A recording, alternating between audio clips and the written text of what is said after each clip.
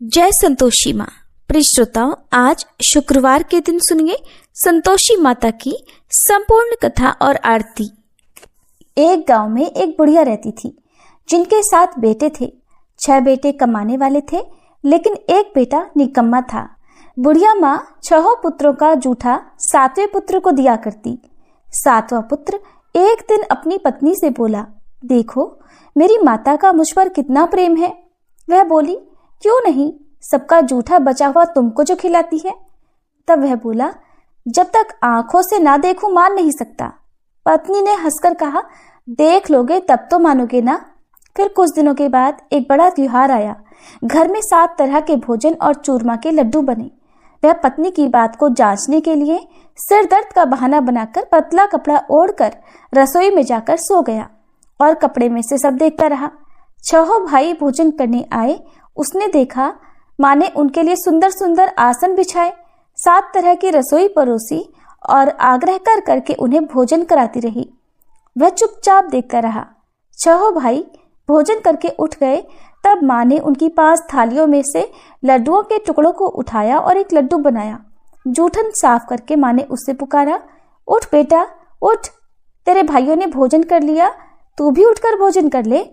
तब उसने कहा, माँ मुझे भोजन नहीं करना, मैं परदेश जा रहा हूँ। माता ने कहा, कल जाना हो तो आज ही चला जा। वह बोला, हाँ आज ही जा रहा हूँ। ऐसा कहकर वह घर से निकल गया। चलते समय उसे पत्नी की याद आई। वह गौशाला में कंडे थाप रही थी। तब वह वहां जाकर बोला, सुनो मेरे पास तो कुछ नहीं है, ये अंगूठी है, ये ले लो और अपनी कोई निशानी मुझे भी दे दो। पत्नी बोली, मेरे पास क्या है, ये गोबर भरा हाथ है। ऐसा कहकर उसकी पत्नी ने पीठ पर गोबर के हाथ की थाप मार दी। तब वह चल पड़ा। चलते चलते दूर देश में पहुंच गया। वहां एक साहूकार की दुकान थी। वहां जाकर बोला, सेठ जी मुझे नौकरी पर रख लो। साहूकार को नौकर की सख्त जरूरत थी। साहूकार ने कहा, काम देखकर तनख्वाह मिलेगी। उसने कहा, सेठ जी जैसा आप ठीक समझे। अब उसे साहूकार के यहाँ नौकरी मिल गई। वह वहां दिन रात मेहनत से काम करने लगा। कुछ दिन में दुकान का लेन देन, हिसाब किताब, ग्राहकों को माल बेचना सारा काम करने लगा। साहूकार के 7-8 नौकर थे, वे सब चक्कर खाने लगे, लेकिन उसने अपनी लगन, परिश्रम और ईमानदारी से सभी को पीछे छोड़ दिया और उसे फिर अपने किए का फल भी मिला। सेठ ने भी उसका काम देखा और 3 महीनों में ही उसे मुनाफे में साझेदार बना लिया। परिश्रम करते करते 12 वर्षों में ही वह नगर का नामी सेठ बन गया और सेठ अपना सारा कारोबार उस पर छोड़कर बाहर चला गया। इधर घर पर उसकी पत्नी पर क्या बीती वह भी सुनिए। सास ससुर उसे अब दुख देने लगे। गृहस्थी का सारा काम करवाकर उसे लकड़ी लेने जंगल में भेजा करते। इस बीच घर की रोटियों के आटे से जो भूसी निकलती उसकी रोटी बनाकर रख दी जाती और फूटे नारियल की नरेली में पानी दिया जाता। इस तरह उसके दिन बीतते रहे। एक दिन जब वह जंगल में लकड़ी लेने जा रही थी, तब उसे रास्ते में बहुत सी स्त्रियां संतोषी माता का व्रत करती दिखाई दी। वह वहां खड़ी होकर पूछने लगी, बहनों ये तुम किस देवी या देवता का व्रत कर रही हो और इसके करने से क्या फल मिलता है? इस व्रत के करने की क्या विधि है? यदि तुम अपने इस व्रत का विधान मुझे समझाकर कहोगी तो मैं तुम्हारा बड़ा एहसान मानूंगी। उनमें से एक स्त्री बोली, सुनो ये संतोषी माता का व्रत है।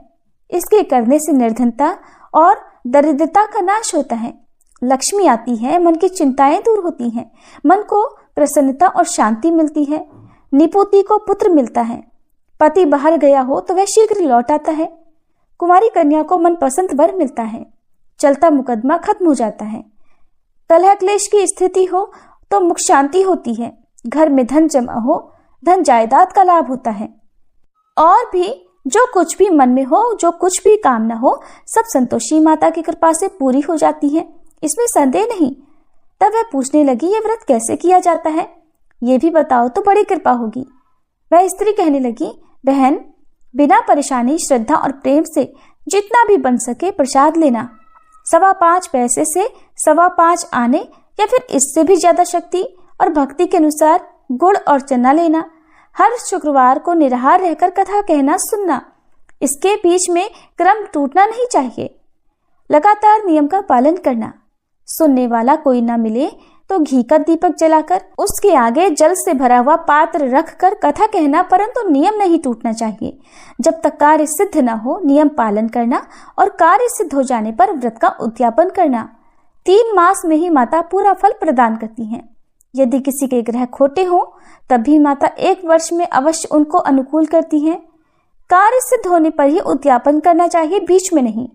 उद्यापन में 2.5 सेर आटे का खाजा और इसी अनुसार खीर और चने का साग बनाना, 8 बच्चों को भोजन कराना, जहां तक मिले देवर, जेठ, भाई बंधु या कुटुंब के लड़के लेना, ना मिले तो रिश्तेदारों और पड़ोसियों के लड़के बुलाना, उन्हें भोजन कराकर यथाशक्ति दक्षिणा देकर माता का नियम पूरा करना। ध्यान रखना उस दिन घर में कोई खटाई ना खाए। ये सुनकर वह वहां से चल पड़ी। रास्ते में लकड़ी के गट्ठर को उसने बेच दिया और उन पैसों में गुड़ चना लेकर माता के व्रत की तैयारी कर आगे चली।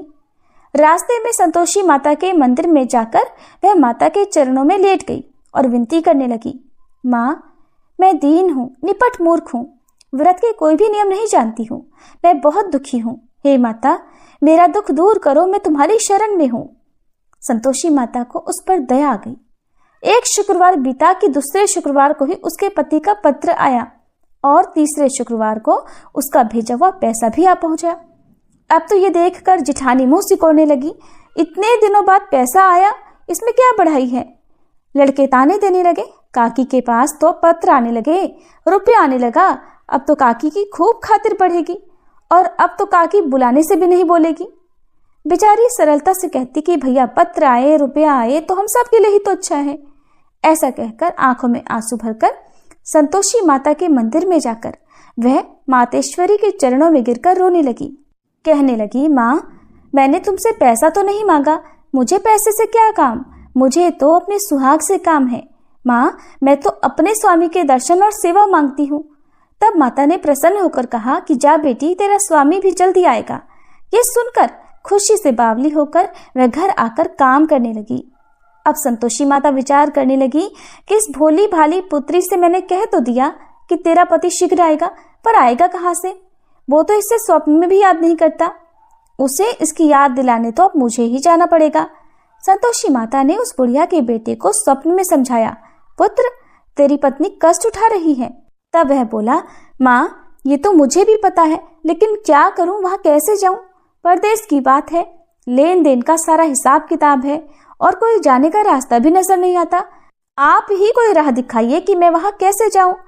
तब संतोषी माता कहने लगी, सवेरे नहा धोकर संतोषी माता का नाम ले, घी का दीपक जलाकर दंडवत कर और दुकान पर जाकर बैठना। देखते देखते तेरा लेन देन सब चुक जाएगा और जमा माल बिक जाएगा। सांझ होते होते धन का ढेर लग जाएगा। अब तो वह अगले दिन सुबह बहुत जल्दी उठा। उसने अपने मित्रों परिचितों से स्वप्न में माता द्वारा कही गई बात कह सुनाई। वे सब उसकी बात सुनकर उसकी खिल्ली उड़ाने लगे। कहने लगे, कहीं कभी सपने की बात भी सच्ची होती है क्या? लेकिन उनमें एक बूढ़ा व्यक्ति बहुत समझदार था। वह बोला, देखो भाई, मेरी बात मानो, इस तरह सच या झूठ कहने के बदले देवता ने जैसा कहा है वैसा ही करना, तेरा क्या जाता है। अब बूढ़े व्यक्ति की बात मानकर नहा धोकर उसने संतोषी माता को प्रणाम किया, फिर घी का दीपक जलाकर दुकान पर जा बैठा और जैसा संतोषी माता ने कहा वैसा ही हुआ। शाम तक धन का ढेर लग गया। वह हैरान हो गया। मन में संतोषी माता का नाम लेकर प्रसन्न होकर घर जाने के लिए गहने, कपड़े और सामान खरीदने लगा। सब काम से निपट कर वह अपने घर को रवाना हुआ। उधर उसकी पत्नी जंगल में लकड़ी लेने गई थी। लौटते समय थक जाने के कारण वह संतोषी माता के मंदिर पर विश्राम करने बैठ गई। ये तो उसका रोज रुकने का स्थान था। तब धूल उड़ती देखकर उसने माता से पूछा, हे माते, ये धूल कैसे उड़ रही है?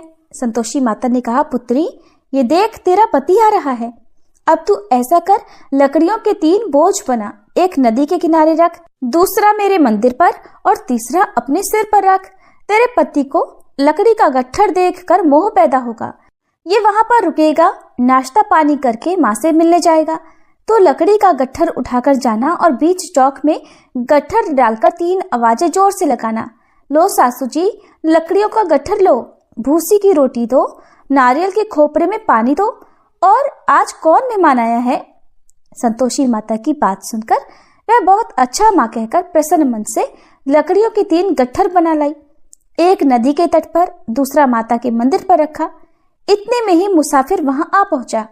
सूखी लकड़ी देखकर उसको इच्छा हुई कि अब यहीं विश्राम कर ले और भोजन बनाकर खा पी कर फिर गांव को चले। इस प्रकार भोजन करके विश्राम कर वह अपने गांव में आ गया। उसी समय बहू सिर पर लकड़ी का गट्ठर लिए आई। उसने गट्ठर को आंगन में डाला, जोर से 3 आवाजें लगाई।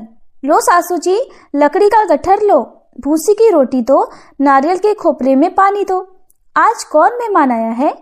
ये सुनकर सास ने अपने दिए हुए कष्टों को भुलाने के लिए कहा, बहू तू ऐसा क्यों कह रही है? तेरा पति ही तो आया है। आ बैठ, मीठा भात खाकर कपड़े गहने पहन। पत्नी की आवाज सुनकर उसका पति बाहर आया। फिर उसके हाथ में पहनी अंगूठी देखकर और उसकी दशा देखकर वह व्याकुल हो गया। उसने माँ से पूछा, माँ ये कौन है? माँ बोली, बेटा तेरी ही तो पत्नी है। आज 12 वर्ष हो गए हैं। जब से तू गया है तब से सारे गांव में जानवर की तरह भटकती फिरती है। काम काज कुछ करती नहीं, 4 समय आकर खा जाती है। अब मुझे देखकर भूसी की रोटी और नारियल के खोपरे में पानी मांगती है। तब वह बोला, माँ मैंने इसे भी देखा है और तुम्हें भी। मुझे दूसरे घर की चाबी दो, मैं उसमें रहूंगा। माँ ने कहा, ठीक है बेटा, जैसी तेरी मर्जी। ऐसा कहकर माँ ने चाबी का गुच्छा बेटे के सामने रख दिया। उसने दूसरे घर को खोलकर सारा सामान जमाया। एक ही दिन में वहां राजा के महल जैसा ठाट बाट हो गया। अब क्या था, वह सुख भोगने लगी। अगला शुक्रवार उसने अपने पति से कहा कि सुनो, मुझे संतोषी माता का उद्यापन करना है। पति बोला, बहुत अच्छा, खुशी से कर लो। अब वह उद्यापन की तैयारी करने लगी। जेठ के लड़कों को भोजन के लिए कहने गई। उन्होंने मंजूर किया, परंतु पीछे से जेठानी ने अपने बच्चों को सिखलाया, देखो रे, भोजन के समय सब लोग खटाई मांगना, जिससे उसका उद्यापन पूरा ना हो। अब लड़के भोजन करने आए। खीर पेट भरकर खाई, लेकिन माँ की बात याद आते ही कहने लगे, चाची हमें कुछ खटाई खाने को दो, खीर खाना हमें बिल्कुल अच्छा नहीं लगता। और लड़के उठ खड़े हुए, फिर बोले, पैसे लाओ। भोली भाली बहू कुछ भी नहीं जानती थी। उसने उन लड़कों को पैसे दे दिए। लड़कों ने बाजार जाकर उन पैसों से इमली खरीदी और खाई। ये सब देखकर अब बहू पर संतोषी माता का कोप हुआ। राजा के दूत उसके पति को पकड़कर ले गए। जिठानी कहने लगी, अब सब पता चल जाएगा जब जेल की रोटी खाएगा। बहू से ये वचन सहन नहीं हुए। वह संतोषी माता के मंदिर में गई और कहने लगी, माता ये आपने क्या किया? हंसाकर आप मुझे क्यों रुलाने लगी? संतोषी माता बोली, पुत्री तूने मेरा व्रत भंग किया है, इतनी जल्दी सारी बातें भुला दी। वह बोली, माँ मैं तो कुछ भी नहीं भूली, न ही मैंने कोई अपराध किया है। मुझे तो लड़कों ने भूल में डाल दिया, मुझे क्षमा करो माँ। तब माँ बोली, ऐसी भूल भी कहीं होती है? वह बोली, अब कोई भूल नहीं होगी। अब बताओ मेरे पति कैसे वापस आएंगे? संतोषी माता बोली, पुत्री जा, तेरा पति तुझे रास्ते में ही आता मिलेगा। वह मंदिर से निकलकर बाहर आई तो रास्ते में उसे अपना पति आता हुआ मिला। उसने पूछा, कहाँ गए थे? तब वह बोला, इतना धन जो कमाया है उसका कर राजा ने मांगा था, वही भरने गया था। तब वह प्रसन्न होकर बोली, भला हुआ, अब घर चलो। फिर अगला शुक्रवार आया।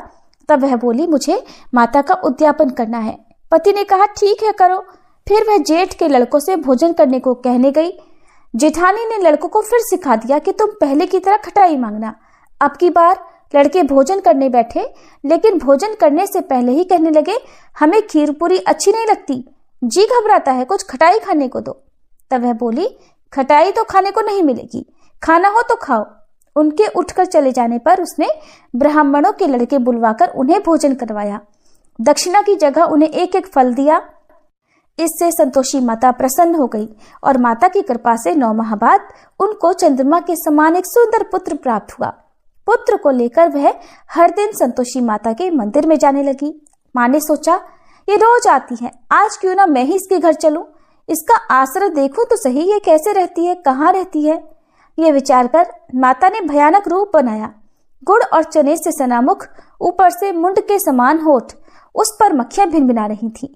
दहलीज पर पैर रखते ही उसकी सास चिल्लाई, देखो रे, कोई चुड़ैल डाकनी चली आ रही है, जल्दी भगाओ इसे, नहीं तो सबको खा जाएगी। बहू रोशनदान से देख रही थी। वह प्रसन्न हो उठी, आज मेरी माता मेरे घर आई है। ऐसा कहकर दूध पीते बच्चे को गोद से उतार दिया। ये सब देखकर सास क्रोध में बोली, अरे देखो तो जरा इसकी उतावली, कैसे उतावली हुई जा रही है, जो बच्चे को ही पटक दिया। इतने में ही माँ के प्रताप से जहां देखो वहां लड़के ही लड़के नजर आने लगे। वो बोली, माँ जी, मैं जिनका व्रत करती हूँ ये वही संतोषी माता है। ऐसा कहकर उसने झट से घर के सारे किवाड़ खोल दिए। सबने फिर तो माता के चरण पकड़ लिए और विनती करके कहने लगे, हे माता, हम मूर्ख हैं, अज्ञानी हैं, आपके व्रत की विधि हम नहीं जानते। आपका व्रत भंग कर हमने बड़ा अपराध किया है। हे माते, आप हमारे सभी अपराधों को क्षमा करो। इस तरह बार बार कहने पर संतोषी माता प्रसन्न हो गई। इसके बाद उसकी सास कहने लगी, हे संतोषी माता, आपने बहू को जैसा फल दिया वैसा सबको देना। जो यह कथा सुने या पढ़े उसके भी सभी मनोरथ पूर्ण करना। प्रेम से बोलिए संतोषी माता की जय। जय संतोषी माता मैया, जय संतोषी माता, अपने सेवक जन की सुख संपत्ति दाता। ओम जय संतोषी माता। सुंदर चीर सुनहरी माँ धारण कीन्हो, हीरा पन्ना दम के तन श्रृंगार लीन हो। ओम जय संतोषी माता। गेरू लाल छटा छवि बदन कमल सोहे, मंद हसत करुणामयी त्रिभुवन जन मोहे। जय संतोषी माता।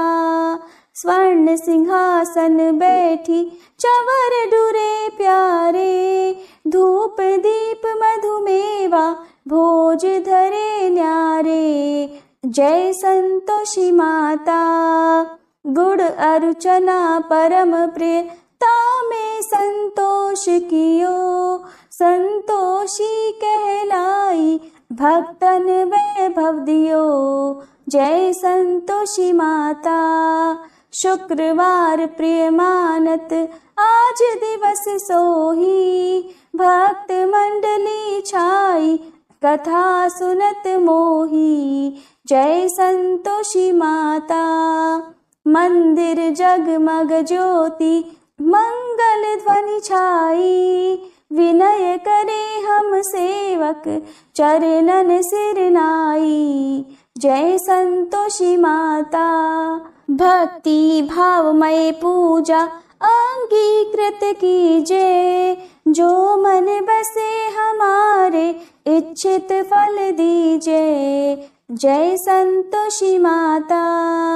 दुख दारिद्री रोगी संकट मुक्त किए, बहुधन धान्य भरे घर सुख सौभाग्य दिए। जय संतोषी माता। ध्यान धरे जो तेरा वांछित फल पायो, पूजा कथा श्रवण कर घर आनंद आयो। जय संतोषी माता। चरण गहे की लज्जा रखियो जगदम्बे, संकट तू ही निवारे दयामयी अम्बे। जय संतोषी माता। संतोषी माता की आरती जो कोई जन गावे, रिद्धि सिद्धि सुख संपत्ति जी भर के पावे। जय संतोषी माता।